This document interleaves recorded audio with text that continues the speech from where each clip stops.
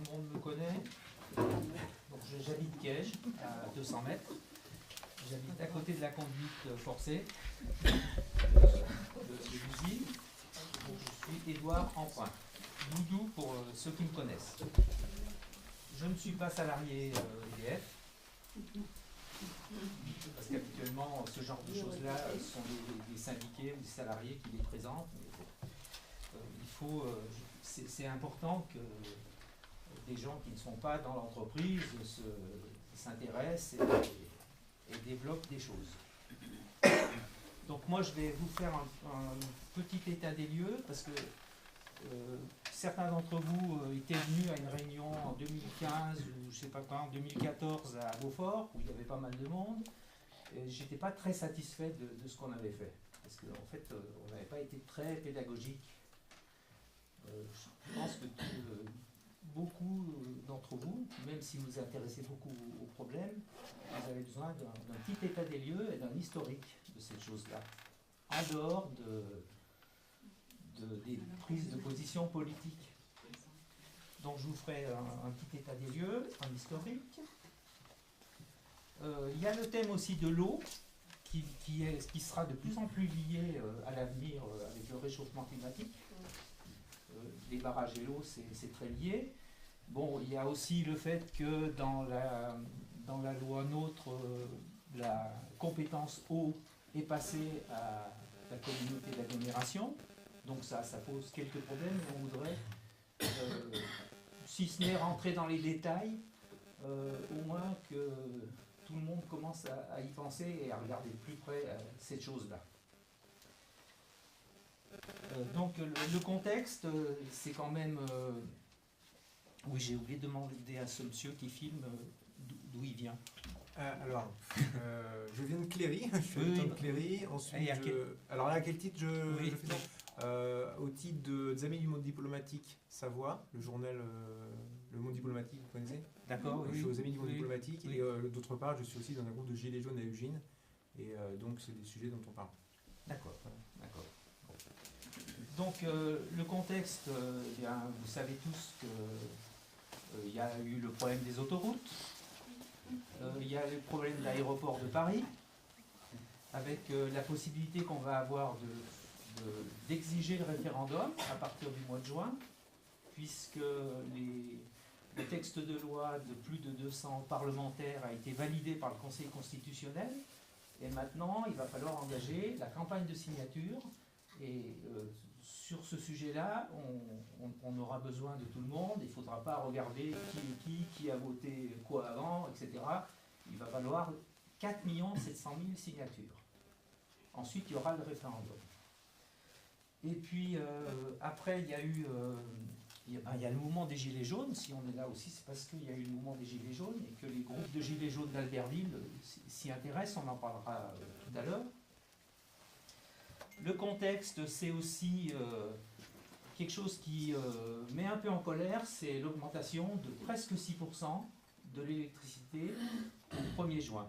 Et, bon, on pourra développer, mais cette augmentation, elle est presque, pas entièrement, mais due en grande partie à l'ouverture à la concurrence. Parce que même l'autorité de la concurrence a dit qu'elle était injustifiée, qu'on aurait pu faire beaucoup moins.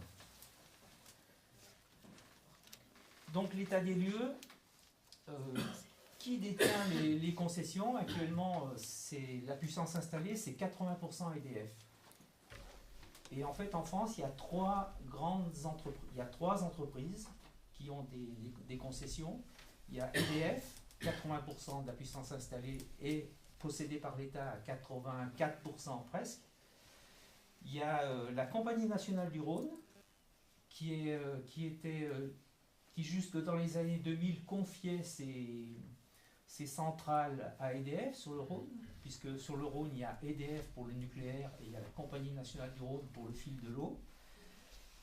Il y a la Société hydroélectrique du Midi, qui était une filiale à 100% de la SNCF. Donc ça a changé ça dans les années 2000. Vous avez vu qu'on a séparé EDF et GDF. GDF, Sarkozy l'a mis avec Suez, c'est devenu GDF Suez, et on a mis avec ce groupement la Compagnie nationale du Rhône. Et ensuite, c'est devenu Suez. Et maintenant, c'est Engie. Ça s'appelle Engie. Donc Engie a 49,6% des actions de la Compagnie nationale du Rhône. Le reste, c'est la Caisse des dépôts et consignations, 35%. Et puis des collectivités locales, les conseils régionaux, le département de la Haute-Savoie et des Bouches-du-Rhône, environ 15%. Et la Société hydroélectrique du Midi est devenue une filiale du belge Electrabel à 99,6%, qui elle-même est filiale de Suez, aussi à 100%. Donc on a 3 opérateurs historiques, dont un seul finalement reste à capitaux publics. Les autres, maintenant on peut dire que c'est du privé. Donc, bon, je ne vous l'apprends peut-être pas, mais l'hydroélectrique représente un peu plus de 12% de la production d'électricité. Le reste, c'est quasiment presque tout le nucléaire, pour 71,7%. C'est très important pour la pointe, pour les consommations de pointe. C'est très modulable, c'est très flexible. C'est important aussi en Savoie, par exemple, pour les électro-intensifs, pour les usines, pour les grosses usines. Donc là, pour l'instant, sur le plan technique, je vais en rester là. C'est Christelle qui reprendra derrière. Alors, les lois. Qu'est-ce qui s'est passé? Donc, pendant toute une grande période, de 1919 à 1946, et même plus tard, l'hydroélectricité a été partagée en 2 parties. Il y avait l'hydroélectricité sur autorisation, c'était des petites centrales en dessous d'une certaine puissance. Donc on autorisait un privé, une commune à faire un petit établissement. Et puis il y avait l'hydroélectricité de concession, donc au-dessus d'une certaine puissance.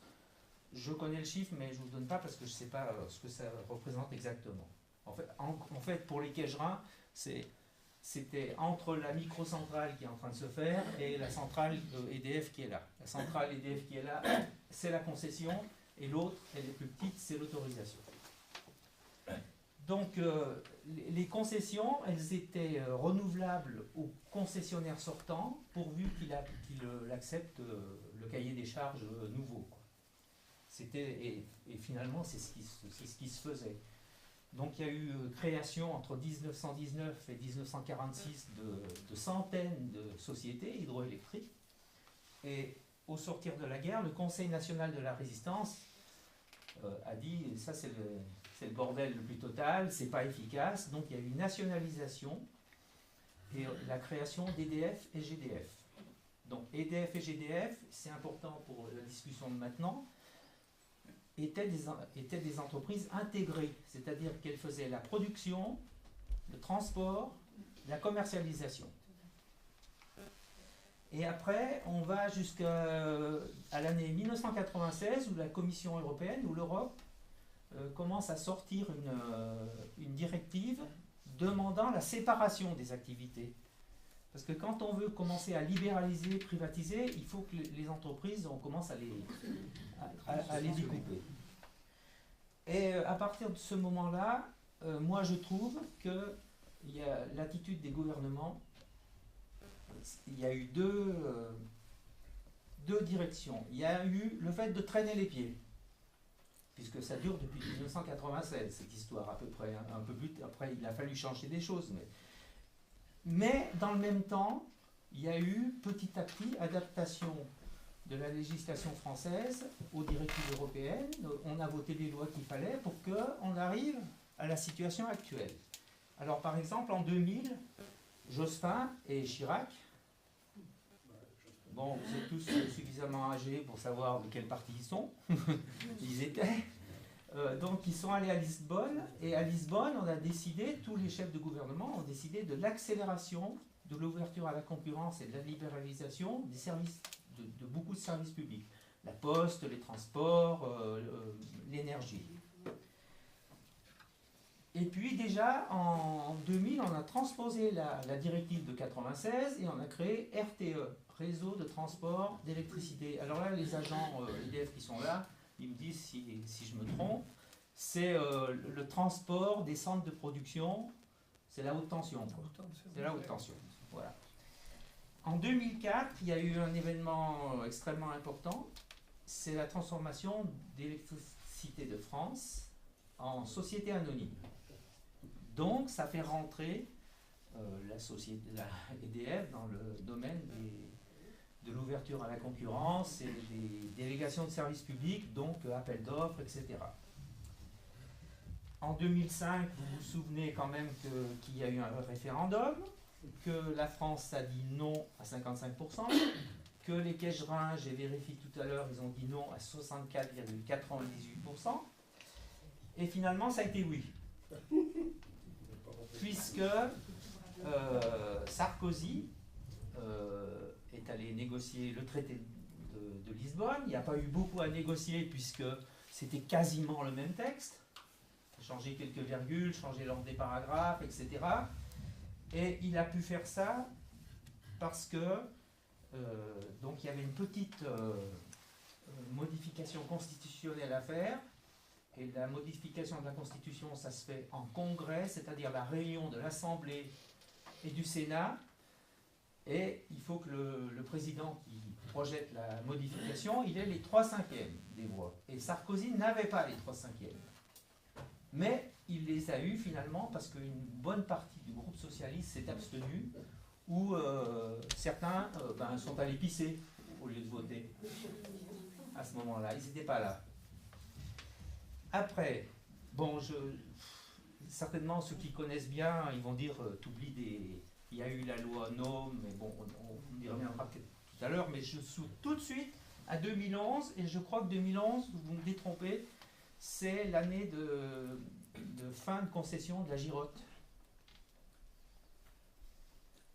La chaîne du Beaufortin, c'est ça, hein, comme ça qu'on l'appelle. Donc la chaîne du Beaufortin, pour que ce soit clair, ça part de la prise d'eau de glacier de Trélatène, et pour l'instant la concession c'était jusqu'à la centrale de Villars. Les trois, notre centrale là et les deux qui sont en bas, elles ont été renouvelées jusqu'en 2054. Et ensuite, donc on arrive au gouvernement socialiste et François Hollande. Et moi je vous recommande de lire, puisque la Commission européenne elle continue à demander, à pousser, donc les parlementaires font un rapport. Il y a un rapport qui est paru, qui se lit très bien. C'est le rapport de Madame Battistel, qui est députée de l'Isère, encore maintenant, et de Monsieur Stroman, qui est député UMP du Bas-Rhin ou du Haut-Rhin. Madame Battistel est socialiste. Donc, si vous lisez le rapport, je vais vous lire deux citations. Donc ils disent « Le prolongement des contrats de concession avant le vote de la loi de 2004, c'est-à-dire la transformation d'EDF en société anonyme, aurait soldé le problème de l'hydraulique pour 40 ans. » Et ça, c'était possible. C'est-à-dire que ça veut dire clairement que ni Jospin et ni Raffarin, ensuite, n'ont voulu le faire, quoi. Et puis, dans leur conclusion, ils disent « Pourtant, la mise en concurrence propose ni plus ni moins que de réduire à néant le fruit d'un siècle de politiques industrielles et énergétiques cohérentes. Une concertation, un débat au Parlement se sont-ils tenus, c'est en 2013, pour entériner ce choix stratégique aussi décisif. Le sujet a été passé sous silence au prétexte d'une prétendue fatalité juridique européenne et au détriment d'intérêt général. » Donc, à partir de ce rapport, dans ce rapport, ils évoquaient des pistes. Et une des pistes, celle qu'on voit très bien que c'est leur piste préférée, c'est la création du service d'intérêt économique général, SIEG. Donc, moi j'avais lu le rapport, je me suis dit, tiens, ils vont proposer ça. Ben non, ils n'ont pas proposé ça. Ils ont proposé l'ouverture à la concurrence, c'est écrit dans la loi, donc la loi de transition énergétique pour la croissance verte de 2015. Donc une des solutions, c'est la société d'économie mixte. Qu'est-ce que c'est Donc je vous rappelle, EDF 84% l'État, la société d'économie mixte, au départ de la discussion de la loi, c'était 51% les collectivités locales ou l'État. puis 49 l'autre. Puis après, je pense qu'il y a eu des pressions des industries électriques et gazières privées. Donc on tombe en gros à 34% pour la collectivité locale et 66% pour l'opérateur privé ou public. Mais ça, c'est pas dit. Enfin, privé ou public, c'est Marie-Noëlle Battistel qui le dit dans une réunion de commission à la mi-2018. Elle dit ça peut être privé ou public. Donc c'est une ouverture à la concurrence. Donc vous avez vu que maintenant tout le monde est contre l'ouverture à la concurrence. Mais en fait, presque tous, ils sont pour les sociétés d'économie mixte. Ça veut dire qu'ils cherchent à... Madame Bonivar est pour la société d'économie mixte, François de Rugy il est pour la société d'économie mixte, Madame, les élus socialistes de la région, ils sont pour la société d'économie mixte. Laurent Wauquiez, il étudie les possibilités, ce qu'il faut faire pour, etc. Tout le monde se met en route pour la société d'économie mixte. Mais en fait, ça c'est pour moi, et puis pour nous quand même les insoumis, hein, parce que je parle quand même au nom des insoumis, c'est le pied dans la porte. On met le pied dans la porte et après, on rentre. C'est le début du démantèlement et on verra pourquoi tout à l'heure, il ne faut pas démanteler. Excuse-moi, j'ai juste un point que je n'ai pas compris. Le ratio 35%, il est fixe, il est non négociable? Non, ça peut varier. La part des collectivités locales, ça peut être de 34 à 66. Donc il y a l'opérateur privé, ce qui est plus ou moins évoqué, c'est que l'opérateur privé, il aura plus. Et bon, après, on pourra en parler sur le plan technique, mais quand il y a un opérateur privé et des collectivités locales, par exemple sur le Rhône, ce n'est pas les collectivités locales qui dirigent, hein. C'est l'opérateur privé qui dit ce qu'il faut faire. Hein. Donc là, après, j'arrive à maintenant. Alors, il y a des gens ici des agents EDF. En ce moment, c'est quand même assez difficile de savoir où on en est. Parce que comme il y a le contexte que je vous ai dit tout à l'heure, ça manœuvre.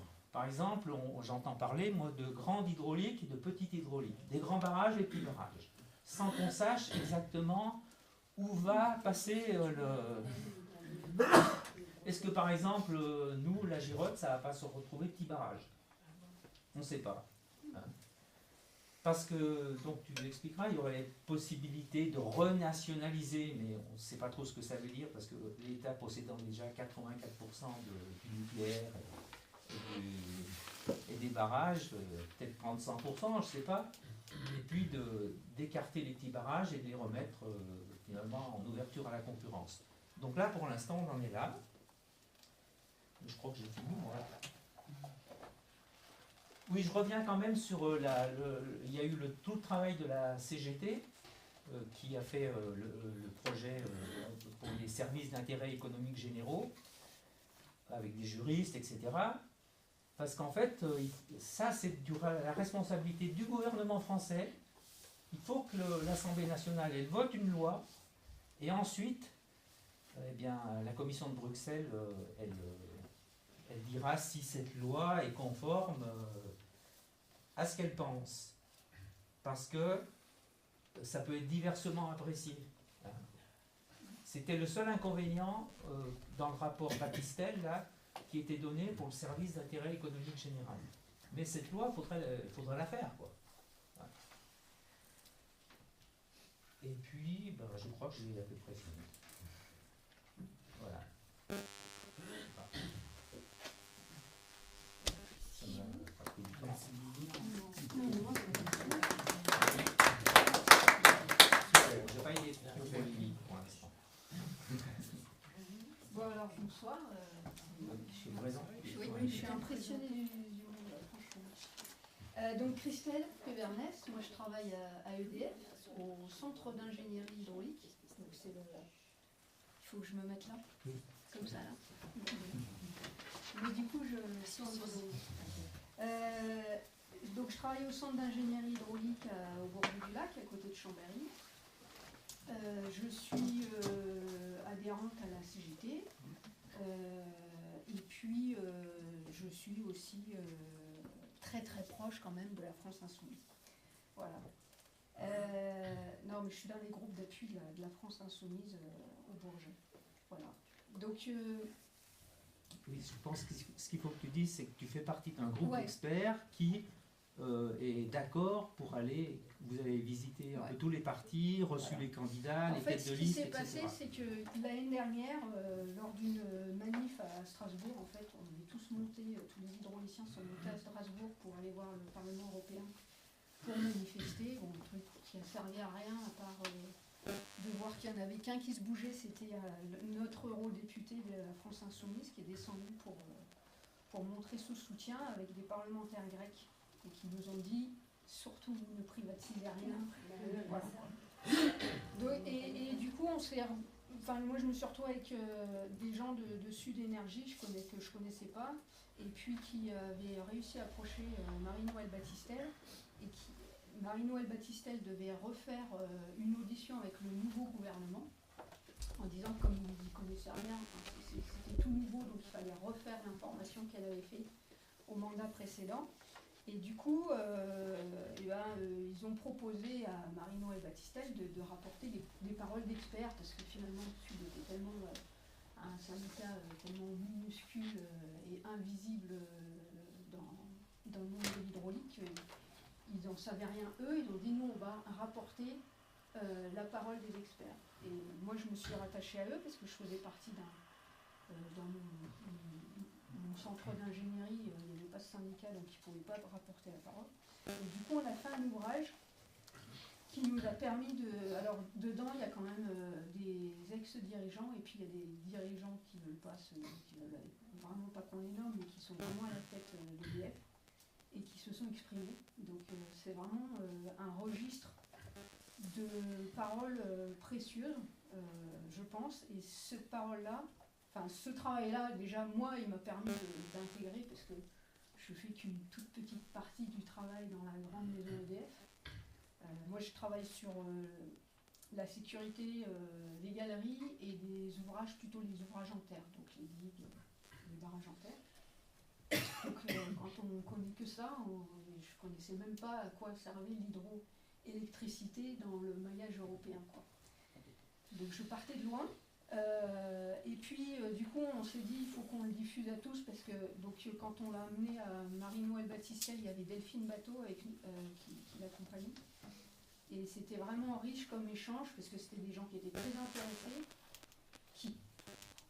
pour moi je pensais qu'ils savaient tout, et on leur a appris beaucoup de choses. Voilà.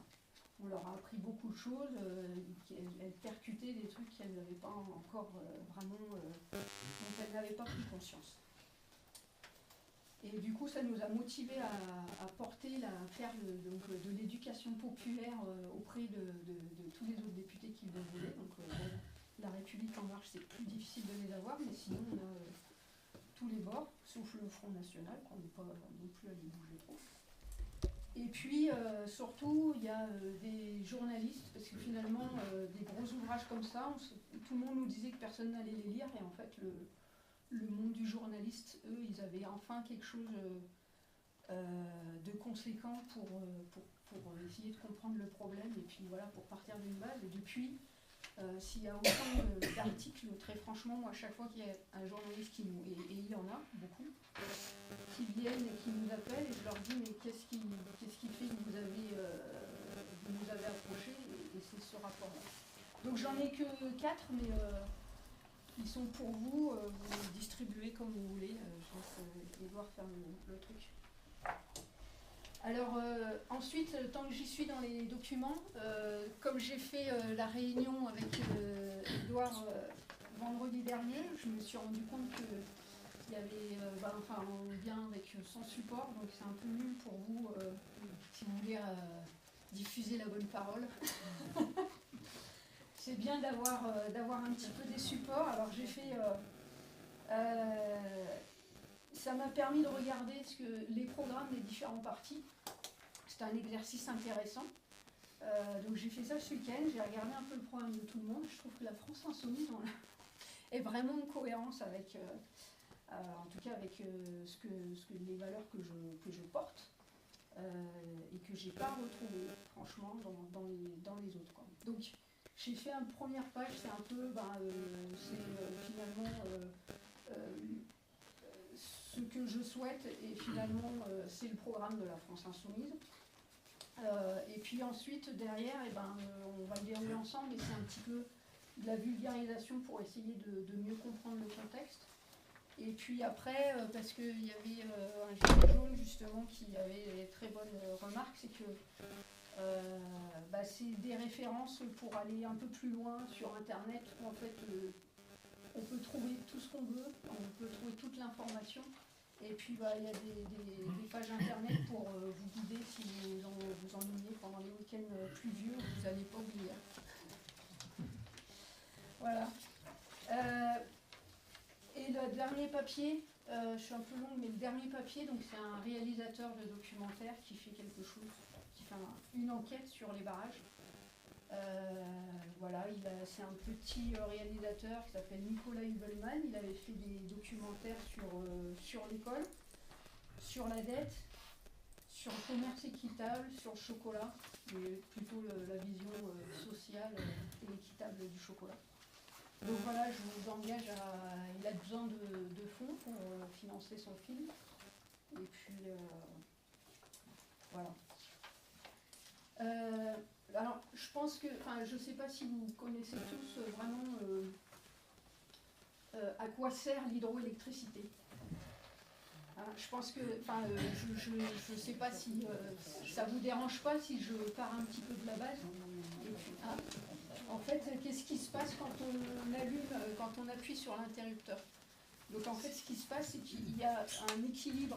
Aujourd'hui, il y a un maillage européen qui s'est construit en 1946, comme le disait Édouard Emprunt. C'est les fondateurs du Conseil national de la résistance, du CNR, qui, il paraît, dans le maquis, se sont dit, mais en fait, on a fait plein de petites centrales, mais il faut qu'on arrive à faire un maillage sur toute la France pour que ceux qui sont dans les montagnes, pourquoi ils ont suffisamment d'électricité, et ceux qui sont dans la Beauce, pourquoi ils n'ont rien, quoi. Et donc ils sont sortis, il paraît que je ne sais plus quel est le nom du type qui était dans le maquis et qui essayait de faire le maillage du réseau électrique français. Donc maintenant, aujourd'hui, le maillage est européen. Ça veut dire que s'il y a une chute de tension en Allemagne, comme ça s'est produit il y a quelques années, il y a un bateau qui a coupé un câble électrique majeur et qui a fait une chute de tension. Et dès qu'il y a un déséquilibre électrique, ça peut faire un blackout, donc ça peut plonger toute une région, plusieurs départements, un pays entier dans le nord. Donc aux États-Unis, il y en a eu un il y a quelques années qui a coûté. Donc je ne sais plus, c'est toi qui me rappelait C'était Enron. Ouais, mais c'était le coût. 20 milliards. Si ça se produit en France, c'est 20 milliards par jour. Voilà. Mais c'est ce qui s'est passé aux États-Unis. Voilà. On est passé pas loin, je crois, l'autre année. Pardon ? On est passé pas loin. Alors à chaque fois, on n'y passe pas loin. Voilà. Mais à chaque fois, on y arrive quand même. Non, mais aujourd'hui, c'est quand même bien fait, parce que RTE aussi a des contrats avec certaines industries où ils peuvent arrêter. Voilà, c'est l'effacement, c'est-à-dire on arrête de produire un endroit pour pouvoir réajuster le truc. Et puis, vraiment, la clé de voûte de l'équilibre, c'est les barrages. Parce que les barrages, on peut les démarrer en 2 minutes. Voilà, rapidement, alors qu'une centrale nucléaire, il faut 4 heures pour qu'elle démarre. Et puis le charbon, le gaz, je crois que c'est 2 heures. Je ne vais pas dire une bêtise. Voilà. Donc, voilà. Ensuite, il y a 3 types de barrages. Il y a les barrages au fil de l'eau, c'est-à-dire l'eau coule, on ne peut pas l'arrêter. Donc, c'est les barrages du Rhône, du Rhin, voilà. L'eau coule et puis on met des turbines au milieu puis ça s'arrête. Alors des fois on est obligé d'arrêter les turbines, mais ça passe quand même à côté, on ne peut pas faire de retenue. Donc ça c'est les barrages au fil de l'eau, c'est pas du modulable. Donc c'est les barrages de la CNR par exemple. Ensuite il y a les barrages de stockage, donc ce que vous avez ici, donc c'est les barrages de lac. Donc là, on peut faire du stockage, mais il faut quand même faire attention à pas trop le vider pour pouvoir avoir toujours de l'eau toute l'année. Et puis ensuite, il y a les STEP, donc les stations de transfert d'énergie par pompage. Donc il y a un bassin en haut, donc souvent c'est des plus petites retenues. Un bassin en haut, un bassin en bas. Et puis quand l'énergie ne coûte pas cher, eh ben on remonte. Voilà. Et ce qui est bien, c'est que donc, par rapport aux énergies fatales, comme ce qu'on appelle fatales, c'est le solaire et l'éolien, où on ne peut pas stocker et on ne peut pas choisir à quelle heure on va avoir du soleil, on ne peut pas avoir du soleil la nuit. Donc du coup, ça nous sert à stocker. Alors ça, c'est dans le meilleur des mondes, quand il n'y a pas le marché financier autour. Oui. Voilà. Donc c'est le seul stockage 100% renouvelable, mais c'est pas connu comme une énergie renouvelable. Donc les STEP, elles ne sont pas subventionnées comme le solaire et l'éolien, parce que comme c'est du pompage, on peut aussi pomper avec l'énergie nucléaire. Donc on peut pas. Et oui, parce que c'est là que ça coûte. Ce qui coûte moins cher aussi, c'est l'énergie nucléaire. Donc on va pomper avec l'énergie nucléaire. Donc voilà, c'est pas fréquent ça, le pompage à l'énergie. Alors moi je suis pas assez spécialiste là-dessus, mais je pense quand même la que nuit. La nuit. Ils achètent du courant nucléaire la nuit. Ils ont beaucoup de steps en Suisse. Et ils utilisent l'énergie nucléaire EDF fournit, et ils remontent souvent dans leur barrage, dans leur retenue, et le lendemain, ils revendent aux Européens. Mais ils ne veulent pas de nucléaire. Ouais, ils n'en veulent pas, mais ils ne veulent pas le nucléaire, mais ils sont contents du nucléaire. Mais il y en a, donc quand il y en a, c'est comme on ne veut pas acheter des baskets qui est faites par un petit enfant chinois. Il faut leur vendre au prix On fort. regarde le prix, on dit ah non mais je prends celle là quand même. Ils sont bien contents de prendre du nucléaire la nuit pour remonter. Bon, je continue. Donc, alors il y a Anne Desbréjas dans notre équipe là, qui est économiste au pôle de recherche et développement, qui l'explique très très bien, qui explique comment on désoptimise, comment aujourd'hui le système est aussi optimisé, pourquoi on a de l'énergie aussi peu chère, parce qu'on est quand même le prix le moins cher en Europe parmi. C'est parce qu'on a vraiment un réseau, un grand parc hydraulique et qu'on gère l'énergie de façon unitaire. C'est-à-dire que on essaye donc toujours d'ajuster l'offre et la demande. Et quand est-ce qu'il y a beaucoup de demandes, c'est le matin quand tout le monde allume le grille-pain, le four à micro-ondes, qu'on redémarre les industries, tout ça. Et puis le soir, surtout, il paraît, ça c'est mes collègues qui le disent, alors je ne sais pas vérifier, mais quand il y a les matchs et puis qu'on va chercher la bière au frigo, ça fait des pics de consommation qui sont notables. Oui, oui. Donc, après, c'est pas nouveau, les mecs de RTE, ils le savent, et puis ils ajustent. Et ils ajustent avec quoi? Avec l'hydroélectricité. Mais tout ça, donc plus de bière. Alors non, ça c'est pas bon, ça. Four pour les pizzas. Donc tout ça, comment ça marche? C'est des équipes qui sont en astreinte complète, qui sont dans l'ombre, hein, mais des météorologues, des climatologues, des spécialistes de l'énergie. Et c'est le mode d'énergie, l'hydraulique, c'est le mode d'énergie le plus complexe à gérer. C'est-à-dire le charbon, le nucléaire et tout ça, on sait combien il y en aura demain, on sait combien il y en a aujourd'hui, on sait comment on démarre. Le parc hydraulique, c'est toutes les 3 minutes, on regarde qu'est-ce qu'il faut ajuster, où est-ce qu'il y a de l'eau, où est-ce qu'il y a des prévisions de grande chaleur, donc où est-ce qu'il y a un manteau neigeux qui est faible, où est-ce qu'il y a une retenue qui est déjà trop basse et qu'on ne peut pas. Et donc c'est ce qu'elle dit, c'est le mode le plus complexe à faire. Et ce qu'elle dit, c'est que si jamais on éclate ce modèle-là, donc qui est déjà pseudo-éclaté, mais disons que la CNR, elle a des chaînes, donc ça, c'est pas très modulable, on ne peut pas. Par contre, ce qu'on a perdu quand donc la Compagnie nationale du Rhône est sorti d'EDF, on a perdu les données météo de ces sites-là. On ne les perd pas. C'est que le prévisionniste d'EDF, il avait l'habitude d'appeler en disant c'est quoi la cote du plan d'eau pour essayer d'ajuster, où est-ce que je peux prendre et tout. Donc le premier jour, c'était toujours son collègue. Donc il dit ouais, attends, je te le donne. Le deuxième jour, il dit ah oui, non, je vais te le donner. Et puis maintenant, il sait qu'il ne peut plus compter sur lui, quoi. Et donc, même avec des entreprises vertueuses, on perd des données. Et ces données, et de perdre ces données-là, mathématiquement, c'est fait par c'est fait, mais leur patron ne leur a jamais demandé de le faire, mais c'est fait par des collègues. Ils ont un modèle mathématique dans lequel ils rentrent toutes leurs prévisions. Ils disent si on éclate le réseau avec des entreprises les plus vertueuses possible, on perd des millions d'euros par an de désoptimisation. C'est mathématique, ça va vers ça.